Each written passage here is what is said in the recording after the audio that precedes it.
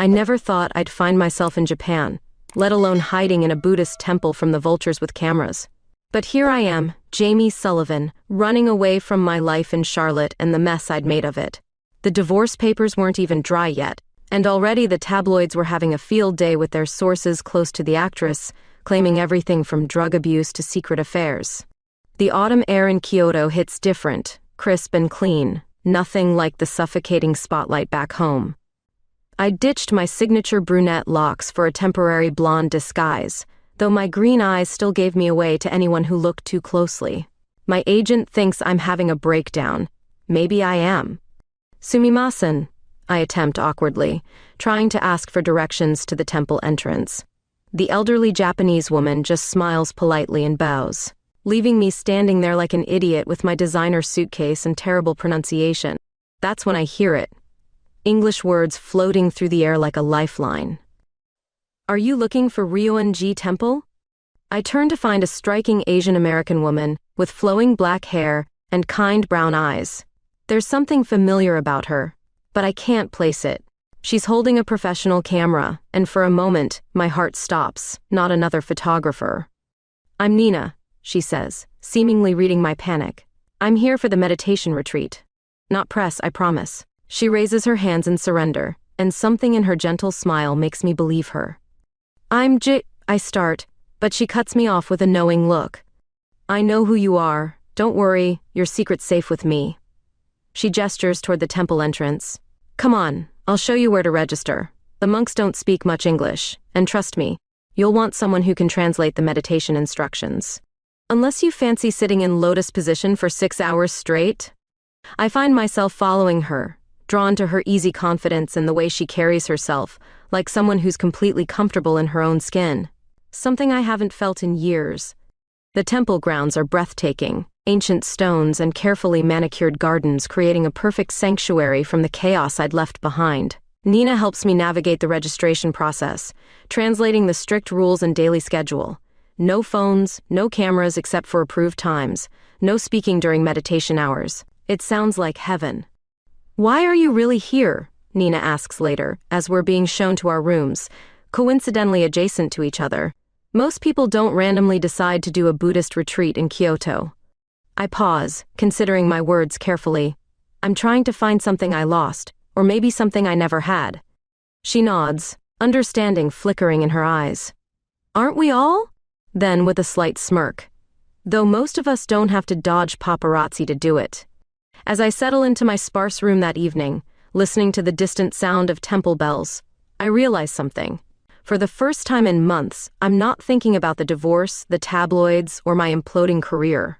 Instead, I'm thinking about the mysterious woman next door, and why her presence makes me feel both terrified and strangely at peace. The moon rises over the temple gardens, and I catch myself wondering if Nina is awake too, thinking about this strange twist of fate that brought us both here. I shake my head, trying to dismiss the thought. I came here to find peace, not to complicate my life further. But as I drift off to sleep, I can't help but feel that maybe, just maybe, this retreat might change my life in ways I never expected. The first week at Ryoanji Temple passed in a blur of meditation bells and silent meals. I kept catching Nina watching me during our shared meditation sessions, but not in the way I was used to being watched. There was something different in her gaze, like she was seeing past the glossy magazine covers to something real underneath. One evening during our allocated tea time, she finally brought up what I'd been dreading. I have a confession, Nina said, carefully pouring green tea into my cup. I'm actually one of your biggest fans. My stomach dropped, but before I could retreat behind my carefully constructed walls, she continued, But that's not why I helped you that first day. You just looked lost. I know that feeling. The way she said it made me pause. And how did you find your way? She smiled, her brown eyes reflecting the soft lantern light. Photography helped. Seeing the world through a lens makes you focus on what's really important. She hesitated. I actually have some of your photos in my portfolio. From premieres? I asked, though I couldn't recall ever seeing her at red carpet events. No, from your humanitarian work in Southeast Asia, 3 years ago? She pulled out her phone against temple rules, but the monks weren't around, and showed me a stunning black and white image. It was me, but not the polished actress version, I was laughing with local children, my hair a mess, no makeup, completely unguarded. How did I never see these? I whispered, swiping through more photos. Each one captured moments I barely remembered, but they felt more authentic than any professional shoot I'd ever done. They were for a small gallery exhibition. I never published them widely because... She paused. Well, you seemed so happy and free in those moments. It felt wrong to exploit that. Something shifted between us that night. Our silent meditation sessions became charged with unspoken understanding. We developed a routine, tea ceremonies at sunset, silent walks through the temple gardens, shared glances during meals that spoke volumes without words. One night, unable to sleep, I found Nina in the moonlit garden. She was photographing the way moonlight played on the surface of the koi pond. Couldn't sleep? She asked, not looking up from her camera. Too many thoughts, I admitted, settling beside her on the stone bench. The silence here, it makes everything louder in my head. That's the point, she said softly. We have to face our noise before we can find real quiet. Our shoulders touched, and neither of us moved away. The contact sent a shiver through me that had nothing to do with the autumn chill. Nina's camera lowered slowly, and I could feel her gaze on my profile. Jamie, she whispered, and something in her voice made my heart race. I should tell you something. But before she could finish, the temple bell rang, signaling midnight meditation. We jumped apart like guilty teenagers, and I fled back to my room, my skin still tingling where we'd touched. Later that night, lying in my Spartan bed, I realized two things. First, Nina had known exactly who I was from the moment we met, but had given me the gift of anonymity anyway. Second, and far more terrifying, I was developing feelings that went way beyond gratitude or friendship. The real question was, what was I going to do about it? My life was complicated enough without adding this new layer of confusion. But every time Nina looked at me with those understanding eyes, every time she caught the subtle references in my careful words, every time our hands brushed during tea ceremony, I felt myself falling deeper into something I hadn't even known I was looking for. Tomorrow would bring more meditation, more silence, more moments caught between fear and desire. But for now, I let myself dream about the way moonlight painted shadows across Nina's face, and how for the first time in years, I felt truly seen. I used to think I had everything figured out, I confessed to Nina one evening, as we sat hidden in a secluded corner of the temple gardens. The lantern festival was in full swing, paper lights swaying gently in the breeze, casting dancing shadows across her face. Let me guess. The perfect Hollywood script? Nina's voice held no judgment, just quiet understanding. Famous actress marries handsome actor, lives happily ever after? Something like that. I laughed bitterly. Turns out, living a script isn't the same as living a life. David, my ex, he wanted the image more than the reality. Every time I tried to be real with him, he'd remind me about our brand. Nina's hand found mine in the darkness, her thumb tracing gentle circles on my palm. And what do you want, Jamie? Not the actress, not the brand, just you. The question hung between us, heavy with possibility. I stared at our intertwined fingers, marveling at how natural it felt. I want. The words caught in my throat. I want to stop pretending. Then don't, Nina whispered, and suddenly she was closer, close enough that I could see the flecks of gold in her brown eyes, illuminated by the lantern light. My heart hammered against my ribs as she reached up to brush a strand of hair from my face. I've never. I started but couldn't finish. Never what? Never felt this way about a woman? Never allowed myself to want something this real, this terrifying? I know, she said softly. Neither had I, until my first girlfriend in college. Sometimes life surprises you. The lantern light caught the curve of her smile, and something inside me broke free. I leaned forward, pressing my lips to hers before I could talk myself out of it. The kiss was gentle, questioning, like the first notes of a song we were both learning to play. When we pulled apart, Nina's eyes were wide with wonder. I've been wanting to do that since the first day, she admitted, making me laugh. Even when I was just a lost tourist with terrible Japanese? Especially then. You were finally real. The festival crowds moved around us, but in our hidden corner behind the cherry trees, we'd created our own world. Nina told me about her journey, coming out to her traditional family, finding her voice through photography, healing from her last relationship that ended badly. She couldn't handle being with someone who wasn't out, Nina explained. I understand that now, but at the time. Is that why you're here? I asked. To heal? She nodded.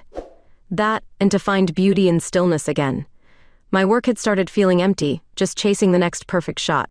Then I saw you wandering around looking so beautifully lost, and suddenly everything was in focus again. I kissed her again, deeper this time, tasting green tea and possibility on her lips. The paper lanterns swayed above us, casting patterns that looked like stars falling through the trees. What happens when we leave here? I asked, voicing the fear that had been growing alongside my feelings. My life is complicated. Nina's fingers traced the line of my jaw. Life is always complicated, but sometimes the most beautiful things grow in the chaos. She smiled. Besides, I'm pretty good at capturing beautiful moments without the world noticing. As if to prove her point, she pulled out her camera, switching it to silent mode. The soft click caught me mid-laugh, head thrown back against the cherry tree trunk, more relaxed than I'd felt in years. See? She showed me the display. That's the real Jamie Sullivan. Looking at the photo, I barely recognized myself. The woman in the image was raw, unguarded, glowing with something that looked suspiciously like happiness. You make me feel brave, I whispered. You already were brave, Nina corrected. You just needed someone to remind you. The temple bell rang in the distance, signaling the end of the festival. We reluctantly separated, but something had fundamentally shifted. As we walked back to our rooms, our fingers brushed with deliberate intention, each touch a promise of more to come. That night, I lay awake for hours, my lips still tingling from our kisses, my mind racing with possibilities and fears. But for the first time since arriving at the temple, the chaos in my head didn't feel like something I needed to silence. Instead, it felt like the beginning of a story I finally wanted to tell. Morning meditation became torture. Not because of the hard wooden floor or the endless silence, but because Nina sat just 2 cushions away, and every fiber of my being was aware of her presence. After our kisses at the Lantern Festival, I'd retreated into myself, overwhelmed by the intensity of my feelings and their implications. You're avoiding me, Nina said quietly one afternoon, cornering me in the temple library. I pretended to be absorbed in a book I couldn't read, its Japanese characters swimming before my eyes. I'm not, I lied, but my voice betrayed me. I just need time to think. About what? About how right it felt? Or about how it might affect your carefully constructed public image? There was an edge to her voice I hadn't heard before. Before I could respond, another voice cut through the tension. Nina, is that really you? We both turned to see a stunning Japanese woman standing in the doorway, her designer meditation clothes making my simple robe look shabby. Nina's face went pale. Keiko, she breathed. What are you doing here? I teach meditation workshops now, Keiko replied in perfect English, her eyes moving between Nina and me. The better question is, what are you doing here? Last I heard you were still in New York, crying over our breakup. I felt like an intruder in a private drama, but couldn't make myself leave. Nina's ex-girlfriend, the one who couldn't handle being with someone closeted. The irony wasn't lost on me. That was 2 years ago, Nina said stiffly. I'm fine now. Keiko's perfectly sculpted eyebrow arched. Clearly, moving on to bigger fish, her gaze lingered on me, recognition flickering in her eyes, though I doubt Miss Sullivan here is any more ready to be out than I was. The words hit like a physical blow. Nina stepped between us, her voice low and dangerous. That's enough, Keiko. But the damage was done. All my fears and doubts came rushing back, drowning out the memory of cherry trees and lantern light. I fled the library, ignoring Nina calling my name. The next 3 days were a special kind of hell. Our mandatory meditation retreat meant being trapped in close quarters, watching Keiko float around like some enlightened being while she led workshops. Worse was seeing her pull Nina aside for catching-up sessions, their heads close together in intimate conversation. It's not what you think, Nina finally cornered me in the garden. Keiko and I are history. Are you sure about that? I couldn't keep the bitterness from my voice. She seems pretty interested in rekindling things. She's interested in drama, as always. Nina ran a frustrated hand through her hair. Look, what happened with Keiko taught me a lot about what I don't want. I don't want someone who makes demands about how I should live my life or when I should come out. But she wasn't wrong, was she? I whispered. I'm not ready for any of this. my career, my fans, my whole life. Stop. Nina grabbed my hands, forcing me to look at her. I'm not asking you to hold a press conference. I'm just asking you to be honest with yourself. About what you feel, about what you want. The meditation bell rang, calling us to an extended evening session. We were seated across from each other this time, and as the monk guided us through breathing exercises, I couldn't help but open my eyes to look at her. Nina sat perfectly still, a small smile playing at the corners of her mouth. She must have felt my gaze because her eyes fluttered open, meeting mine with an intensity that made my breath catch. In that moment, surrounded by silence and incense smoke, everything became crystal clear. I wanted her. I wanted this. The rest, the media, my career, the endless complications could wait. After meditation, I found a note slipped under my door. Meet me at the koi pond at midnight, please.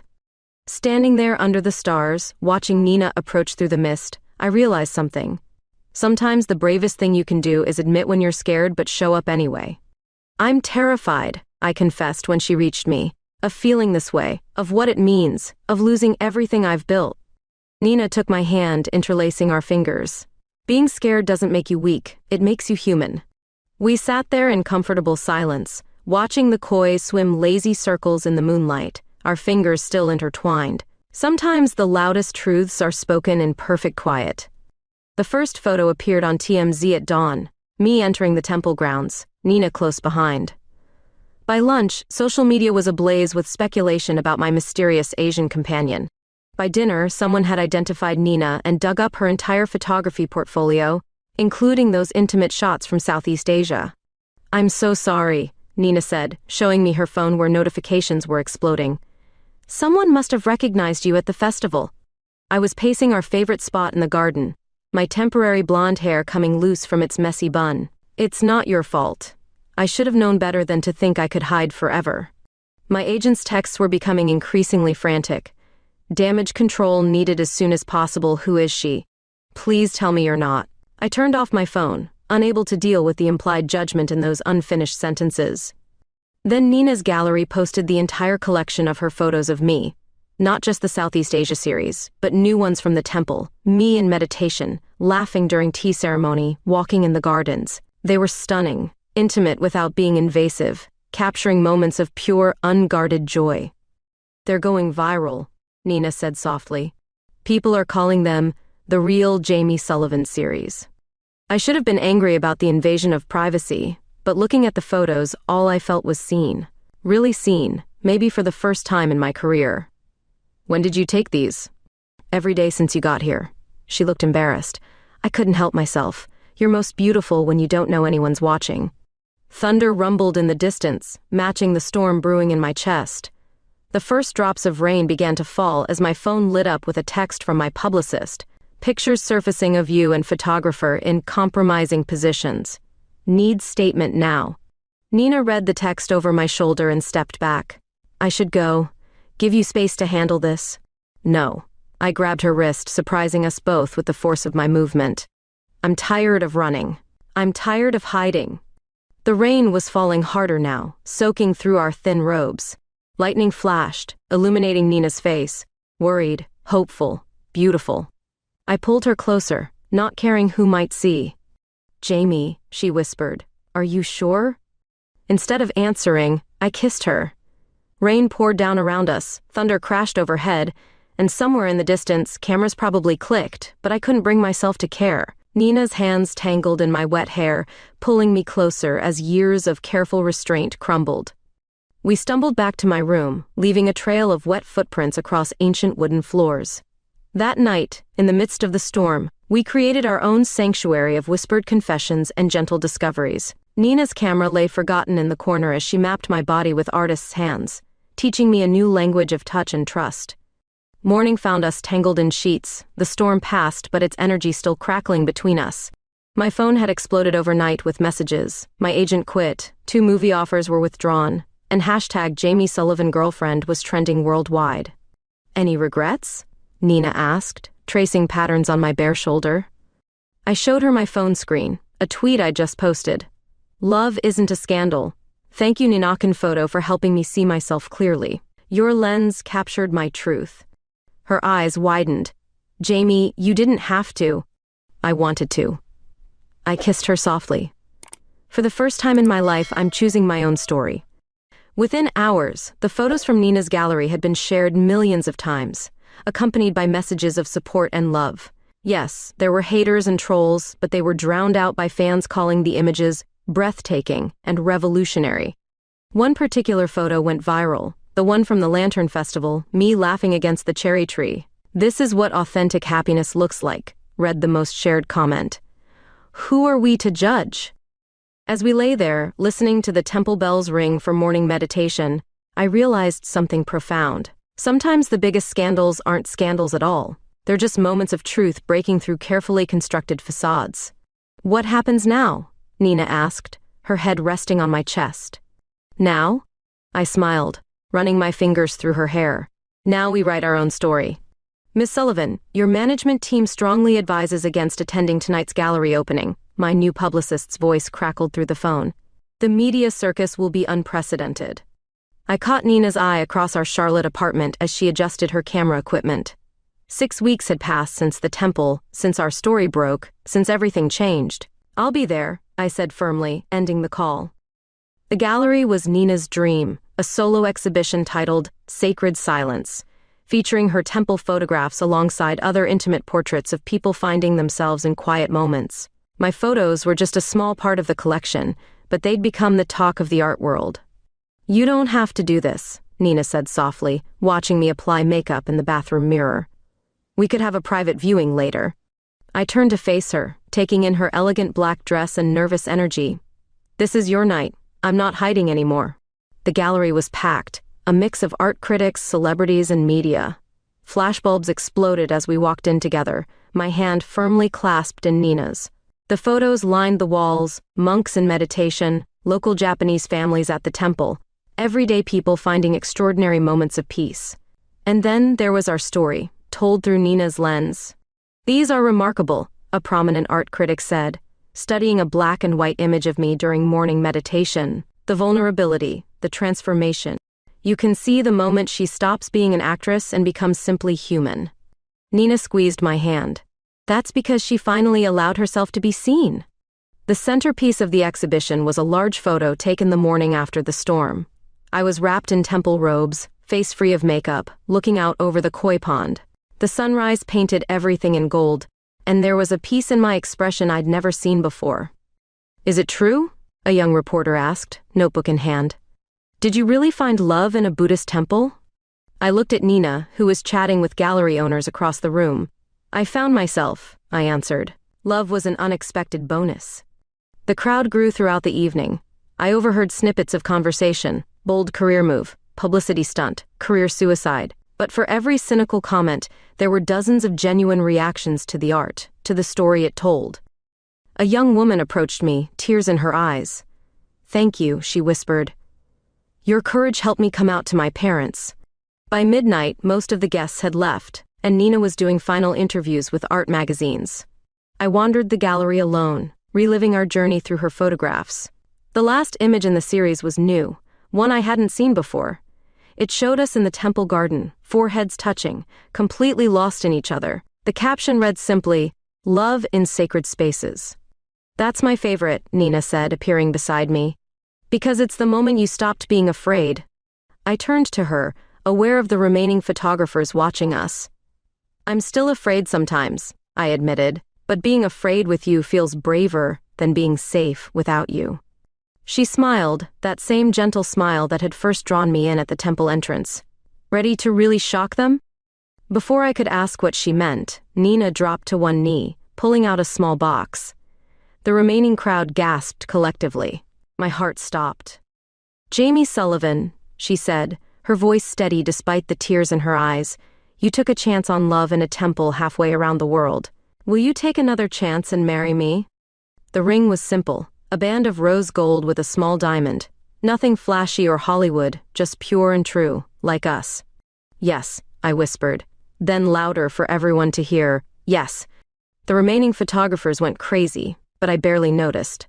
Nina slipped the ring on my finger, and as we kissed, I heard the soft click of a camera shutter. Her camera, set on timer, capturing one more perfect moment in our unconventional love story. Later, as we lay in bed, Nina showed me the photo. For the next exhibition, she teased, I think I'll call it Sacred Love. I looked at the ring, glinting in the darkness. Tell me we're not crazy. Oh, we're definitely crazy, she laughed. But sometimes crazy is exactly right.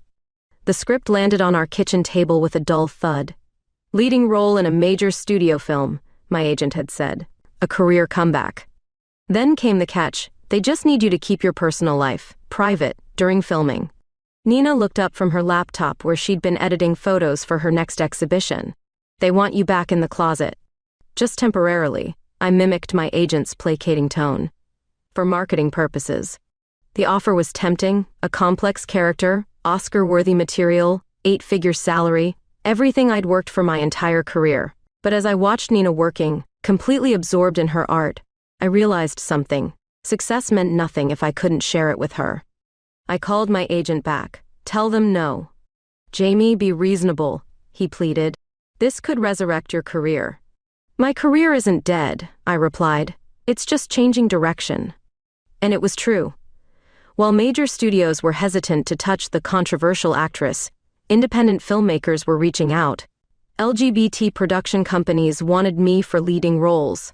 Documentary makers were interested in our story. Nina supported me through every rejection, every disappointed phone call, every tabloid headline questioning my career suicide. She held me when I cried after losing a role I'd been perfect for, kissed away my doubts when old industry friends stopped calling. You're producing something more valuable than movies, she said one night as we cuddled on our balcony. You're producing hope. She was right. My social media was flooded with messages from fans sharing their coming-out stories, thanking me for showing them that love was worth any sacrifice. Nina's photography career was soaring. Her raw, honest portrayal of our journey had struck a chord in the art world. Then came the opportunity I hadn't expected. A young filmmaker approached me about producing and starring in a series about LGBT artists finding their voice. The script was brilliant, honest, and unapologetically queer. It's not a blockbuster budget, I warned Nina as we reviewed the contract. She laughed, pulling me closer on our couch. Since when do you care about that? That night, as storm clouds gathered over Charlotte, we celebrated my new project in our own intimate way. Nina's camera lay forgotten on the bedside table as we lost ourselves in each other, our bodies speaking a language we'd perfected over months of learning each other's rhythms. I'm proud of you, Nina whispered afterward, tracing the outline of my face in the darkness. You're changing the narrative. Lightning illuminated our bedroom, reminding me of that first stormy night at the temple. Remember when I was terrified of being seen? Now look at you, she smiled, a proud producer of queer content. The production meetings started the next week. Young, talented LGBT actors who'd been relegated to minor roles finally had a chance to shine. Writers who'd been told their stories were too niche found a platform. And through it all, Nina documented everything with her characteristic sensitivity and grace. This isn't just a show, one young actress told me during rehearsals. This is a revolution. Maybe she was right. Maybe sometimes the biggest acts of rebellion are simply living your truth openly, unapologetically. Each morning, I woke up next to Nina, watched her photograph the sunrise from our balcony, and knew I'd made the right choice. Any regrets? Nina asked one evening, reviewing the day's production photos. I showed her the latest viewing projections for our show, higher than anyone had expected, only that I didn't do this sooner. The industry was changing, slowly but surely. Our love story, captured through Nina's lens and shared with the world, had become part of a larger conversation about authenticity and entertainment. Later that night, as we lay tangled in sheets, Nina's camera caught one more intimate moment, me laughing, completely uninhibited, as she told terrible photography puns. The resulting image would later become part of her next exhibition, titled Love Without Filters. You know what's funny? I mused, watching her set up the perfect shot. I spent years learning how to act, and all it took to finally be real was falling in love with a photographer. Nina lowered her camera, her eyes soft with emotion. Sometimes the best stories are the ones we never saw coming. Outside, Charlotte's lights twinkled like stars, and I realized that losing a movie role meant nothing compared to gaining a life lived in truth. In Nina's arms, I wasn't an actress or a controversy. I was simply, perfectly, myself. 1 year to the day after our first meeting, Nina and I stood at the entrance of Ryuan-ji Temple, this time not as strangers, but as partners returning home. My latest LGBT series had just wrapped its successful first season, and Nina's photography had earned her international acclaim. We'd chosen this moment, this place, to make our commitment official. "Remember when you couldn't even ask for directions?" Nina teased, now fluent in Japanese herself after numerous visits. The temple grounds hadn't changed. The same ancient stones, the same carefully tended gardens, the same sense of timeless peace. This time, though, we weren't hiding. A small group of chosen friends and family waited inside, including Nina's parents who'd finally embraced our relationship after seeing their daughter's happiness captured so beautifully through her own lens. Miss Sullivan, the head monk, greeted us in careful English, a slight smile playing at his lips. "Miss Chen, welcome back to where your story began." The ceremony wasn't traditional. How could it be?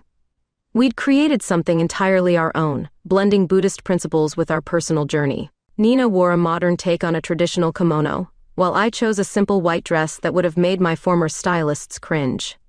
As we knelt before the altar, I couldn't help but glance at the meditation hall where we'd first stolen glances at each other, the garden where we'd shared our first kiss, the koi pond where we'd finally stopped running from our truth.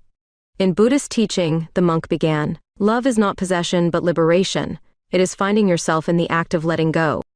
Nina reached for my hand, her photographer's calluses familiar against my palm. Her camera sat idle for once, but our friend Emma, a photojournalist we'd met through the LGBT series, captured every moment. "You found each other in silence," the monk continued, "and built your love in truth. Now speak your promises aloud." Nina went first, her voice steady and sure. "I promise to always see you, not the actress, not the icon, but you, Jamie Sullivan, in all your beautiful complexity. I promise to capture our moments together, not just with my camera, but with my heart." My turn came, and suddenly I was grateful for all those years of memorizing lines, because my heart was too full for improvisation. I promised to never hide again, from you, from myself, from our truth. I promise to face whatever comes next together, to keep choosing you every day, in every scene of our story. The monk smiled, producing 2 simple red threads. In Japanese tradition, the red string of fate connects those destined to meet. You two have proven that sometimes destiny requires courage to fulfill. As he tied our wrists together, I remembered all the moments that had led us here, the confused tourist and her helpful translator, the actress and her photographer, 2 women brave enough to choose love over expectation. After the ceremony, we held a small reception in the temple gardens. Nina's latest exhibition, Sacred Returns, was displayed along the stone paths, our journey captured in black and white, from that first meeting to this perfect moment. "Look," Nina whispered, pointing to the koi pond as evening fell. Paper lanterns floated on the water, each one carrying a message from our guests. "Make a wish?" We leaned over the water, our joined hands casting shadows on the surface. "I don't need to," I replied. "I have everything I ever wished for right here." Later, as we prepared to leave, the head monk presented us with a gift, a photograph taken the day we first met, somehow captured by one of the temple's security cameras. In it, we were strangers, Nina helping a lost tourist find her way. "Every great journey begins with a single step," he said wisely, or in your case, a single photograph. As we drove away from the temple, Nina's hand firmly in mine, I thought about that scared actress who'd come here running from her life. I thought about the brave photographer who'd taught her to stop running. I thought about all the people our story had touched, all the lives changed because we'd been courageous enough to love openly. "Ready for our next chapter?" Nina asked, her eyes bright with promises of adventures to come. I squeezed her hand, feeling the red thread still wrapped around our wrists. Some ties, I'd learned, were meant to last forever. With you, always. Behind us, Ryuan-ji Temple stood silent and eternal, keeper of countless stories of transformation. Ours was just one tale among many, but it was ours, authentic, imperfect, and perfectly real. And that, I finally understood, was the greatest love story of all.